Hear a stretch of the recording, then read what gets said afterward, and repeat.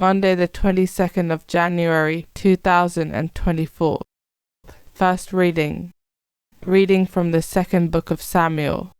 All the tribes of Israel then came to David at Hebron. Look, they said, we are your own flesh and blood. In days past when Saul was our king, it was you who led Israel in all their exploits. And the Lord said to you, you are the man who shall be shepherd of my people Israel. You shall be the leader of Israel. So all the elders of Israel came to the king at Hebron, and King David made a pact with them at Hebron in the presence of the Lord, and they anointed David king of Israel. David was 30 years old when he became king, and he reigned for 40 years. He reigned in Hebron over Judah for 7 years and 6 months. Then he reigned in Jerusalem over all Israel and Judah for 33 years. David and his men marched on Jerusalem against the Jebusites living there. These said to David, you will not get in here. The blind and the lame will hold you off. That is to say, David will never get in here. But David captured the fortress of Zion, that is, the citadel of David.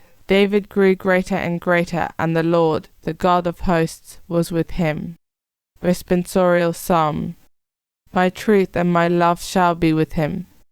Of old you spoke in a vision. To your friends the prophets you said, I have set the crown on a warrior. I have exalted one chosen from the people. My truth and my love shall be with him. I have found David my servant, and with my holy oil anointed him. My hand shall always be with him, and my arm shall make him strong. My truth and my love shall be with him.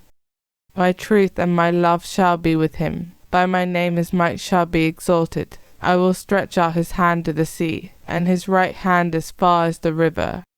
My truth and my love shall be with him. Gospel acclamation.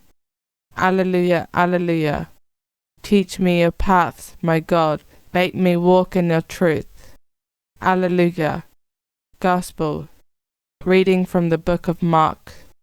The scribes who had come down from Jerusalem were saying, Beelzebul is in him, and it is through the prince of devils that he casts devils out. So he called them to him and spoke to them in parables. How can Satan cast out Satan? If a kingdom is divided against itself, that kingdom cannot last. And if a household is divided against itself, that household can never stand. Now if Satan has rebelled against himself and is divided, he cannot stand either, it is the end of him. But no one can make his way into a strong man's house and burgle his property unless he has tied up the strong man first.